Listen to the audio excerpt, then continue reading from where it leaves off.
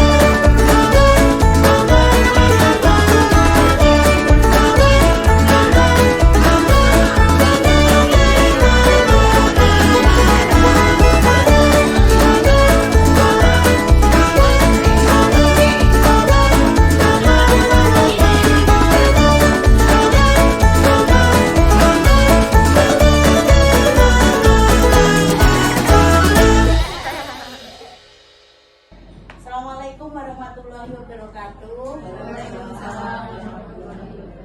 Yang terhormat rekan sejawat saya di SMP Negeri 1 2, yang terhormat operator yang membantu saya.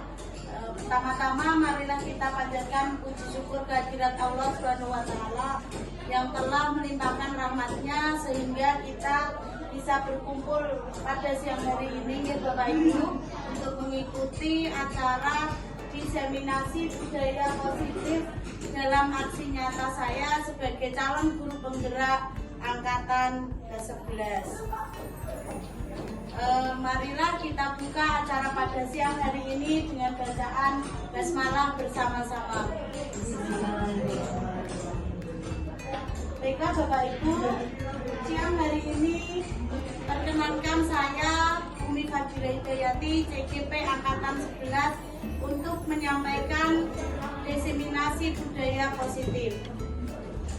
Agenda kita pada siang hari ini adalah yang pertama pembukaan, tadi sudah kita lakukan nih Bapak Ibu. Kemudian yang kedua ice breaking, yang ketiga penyampaian materi, kemudian umpan balik dan penutup.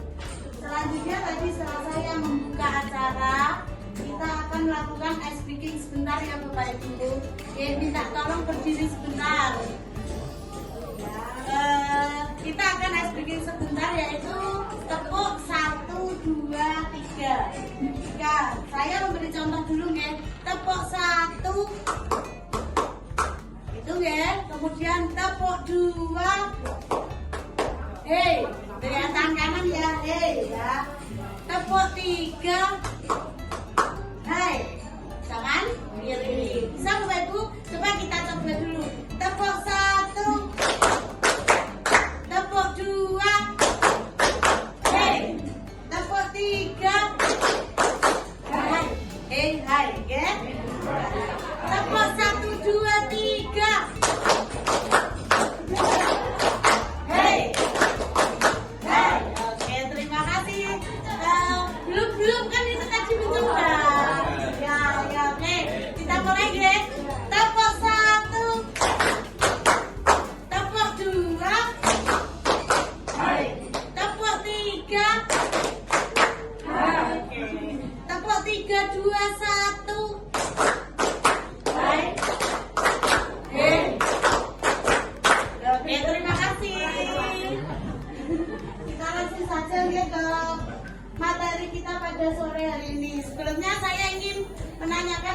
pertanyaan. Nah, ada 3 pertanyaan. Bapak Ibu bisa lihat di layar. Apakah Bapak Ibu setuju dengan pernyataan ini? Yang pertama, hukuman dapat mendisiplinkan anak. Kira-kira setuju betul? Kurang setuju, tidak setuju ya. Yang kedua, pemberian hukuman dengan hal positif seperti membaca atau membersihkan halaman sekolah dapat mendisiplinkan anak. Menurut Bapak Ibu bagaimana? Pemberian hukuman dengan hal positif apakah bisa mendisiplinkan anak? Bisa jadi ya. Setuju ya. Kemudian yang ketiga, memberi penghargaan dapat meningkatkan motivasi belajar anak. Tidak setuju. Padahal penghargaan itu banyak sekali, bisa dengan pujian, tapi ada yang setuju, ada yang tidak setuju. Baik, selanjutnya yang tidak setuju karena materi ya atau ini adalah menurut Ki Hajar Dewantara. Sekolah sebagai sebuah ladang tempat persembunyian bibit. Sekolah diibaratkan sebagai tanah tempat bercocok tanam. Kemudian guru harus mengusahakan sekolah jadi lingkungan yang menyenangkan, menjaga dan melindungi murid dari hal-hal yang tidak baik. Karakter murid tumbuh dengan baik sesuai dengan profil pelajar Pancasila. Yang pertama yaitu topik 1, disiplin positif dan nilai-nilai kebijakan universal. Apakah makna disiplin? Nah, kita akan membahas disiplin itu artinya apa. Kalau dalam bahasa Latin, disiplin artinya belajar. Disiplin diri membuat orang menggali potensi menuju sebuah tujuan apa yang dia hargai. Namun dalam budaya kita makna disiplin telah berubah, yaitu menjadi sesuatu yang dilakukan seseorang pada orang lain untuk mendapatkan kepatuhan. Biasanya disiplin itu identik dengan sebuah kepatuhan ya Bapak Ibu. Kemudian kecenderungan umumnya adalah menghubungkan kata disiplin dengan ketidaknyamanan, bukan dengan apa yang kita hargai atau pencapaian suatu tujuan yang mulia. Jadi disiplin itu lebih ke hal yang harus kita paksakan dulu ya untuk kita patuhi supaya tidak mendapatkan hukuman. Kemudian nilai-nilai kebajikan universal. Nilai kebajikan itu apa Bapak Ibu? Nilai kebajikan itu adalah sifat-sifat positif manusia yang merupakan tujuan mulia yang ingin dicapai setiap individu. Dan nilai-nilai tersebut bersifat universal, lintas bahasa, suku bangsa, agama maupun latar belakang. Contohnya itu adalah nilai-nilai kebajikan yang ingin dicapai oleh setiap anak Indonesia. Kita kenal dengan profil pelajar Pancasila. Di antaranya beriman dan bertakwa, mandiri, bernalar kritis, berkebinekaan global, kemudian bergotong royong dan kreatif seperti yang telah kita terapkan di sekolah ya. Selanjutnya adalah yang kedua, teori motivasi, hukuman dan penghargaan serta restitusi. Teori motivasi perilaku manusia. Yang pertama ada motivasi eksternal, itu contohnya menghindari ketidaknyamanan atau hukuman. Apa yang akan terjadi apabila saya tidak melakukannya. Kemudian yang kedua sama juga untuk mendapatkan apa? Sebuah imbalan atau penghargaan tadi ya. Kemudian ada yang motivasi internal. Nah, disinilah tujuan dari disiplin positif untuk memunculkan motivasi internal atau intrinsik. Kemudian hukuman dan penghargaan. Di sini dihukum oleh penghargaan. Penghargaan itu menurunkan sebuah kualitas. Penghargaan itu mematikan kreativitas. Tadi juga berpendapat dia tidak setuju dengan penghargaan. Penghargaan mengurangi motivasi intrinsik karena dia ingin mendapatkan sesuatu atau imbalan.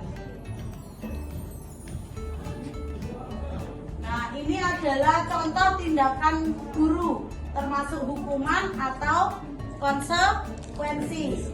Misalnya yang pertama adalah mencatat 100 kali di dalam buku kalimat. Saya tidak akan terlambat lagi karena anak tersebut terlambat ke sekolah.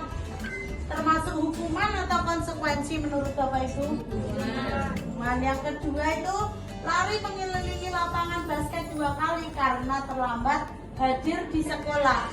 Hukuman atau konsekuensi? Hukuman. Ya, kalau yang konsekuensi itu menggantikan kertas tugas teman yang telah dicoret-coret, itu merupakan konsekuensi. Membersihkan tumpahan air di meja tulis karena tersenggol pada saat belajar, itu juga merupakan konsekuensi. Nah, ini adalah bedanya hukuman dan konsekuensi. Bapak Ibu bisa lihat di layar, hukuman itu adalah sesuatu yang Selanjutnya kita ke topik 3, keyakinan kelas. Bapak Ibu tentunya sudah ya membuat keyakinan kelas bersama anak-anak. Apalagi kita ini tahun ajaran baru, kita jika budaya positif itu nanti ke lingkungan positif, keyakinan kelas dan juga peraturan kelas. Nah, yang mana yang merupakan keyakinan kelas dan mengapa? Coba saya datang tepat waktu, mengucapkan salam. Menurut Bapak itu bagaimana? Datang tepat waktu, mengucapkan salam, merupakan keyakinan tidak? Ya. Kalau gitu bagaimana kalau kami guru dan murid yang saling menyayangi? Keyakinan betul. Waktu IHTM kita juga belajar tentang keyakinan. Keyakinan itu kalimat positif, ya. Kemudian yang kita sepakati dengan siswa. Di situ ada contoh itu kesepakatan kelas, ada menjaga kebersihan sekolah, berdoa sebelum dan sesudah kegiatan, aktif dalam pembelajaran, kemudian tertib, itu merupakan keyakinan. Nah, kalau kami guru dan murid yang saling menyayangi, ya juga gitu, kami murid yang semangat belajar. Kesepakatan atau keyakinan kira-kira. Kemudian kami murid yang peduli dengan teman-teman. Keyakinan. Keyakinan itu yang muncul dari mana Bapak Ibu? Dari dalam kita kesadaran ya, tepat sekali. Selanjutnya yaitu, nah ini peraturan dan keyakinan. Ini bedanya. Selalu kembalikan buku ke tempatnya. Itu peraturan, keyakinan kelasnya ke tanggung jawab. Ya, kalau sudah selesai membaca buku harus mengembalikan. Kemudian dilarang mengganggu orang lain. Dilarang ini kan kalimat negatif ya, untuk keyakinannya menghormati orang lain. Hadir di sekolah 15 menit itu menghormati orang lain dan berkomitmen. Itu contoh menggunakan masker. Maka keyakinan kelasnya harus kesehatan, keselamatan. Jangan berlari di kelas atau koridor. Itu termasuk keyakinan kelas dalam keselamatan atau keamanan. Apa beda antara peraturan kelas dan keyakinan? Coba Bapak Ibu minta pendapatnya saya. Apa sih bedanya peraturan dan keyakinan kelas menurut Bapak Ibu? Peraturan itu biasanya kalau melanggar bisa saja ada konsekuensi atau hukumannya. Kalau keyakinan ya yakin bahwa kita kalau melakukan itu mesti ada hal baik dan dapat. Jadi intinya sama ya.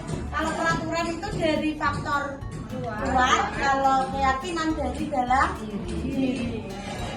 Nah ini keyakinan kelas adalah nilai-nilai kebajikan atau prinsip universal yang disepakati bersama ya antara kita dan siswa. Kalau peraturan adalah seperangkat aturan dan pedoman yang diberlakukan oleh guru yang harus dipatuhi oleh kelas. Terima kasih.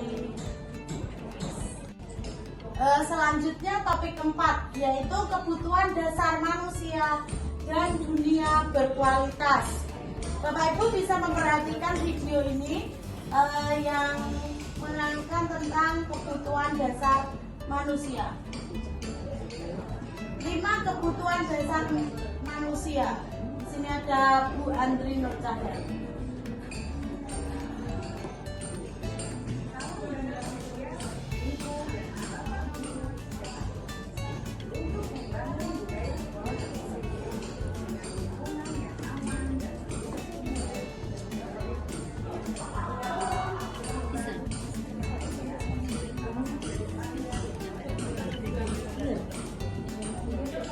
Nah, dari video tadi ada berapa kebutuhan dasar manusia Bapak Ibu? 5 ya. Yang pertama yaitu bertahan hidup, kemudian penguasaan, kebebasan, kesenangan, kasih sayang, dan rasa diterima. Selanjutnya kita ke topik 5 tentang 5 posisi kontrol. Bapak Ibu bisa memperhatikan video berikut ini tentang 5 posisi kontrol yang akan disampaikan oleh Bu Diah Samsiati Rajasi.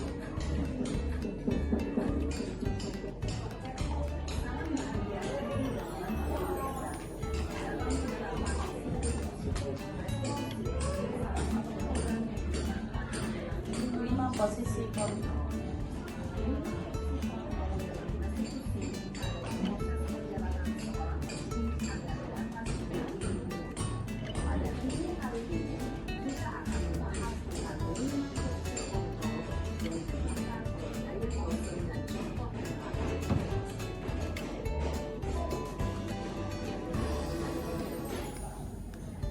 Baik, ini ada 5 posisi kontrol, yaitu sebagai penghukum, kemudian pembuat orang merasa bersalah, teman, pemantau, dan manajer.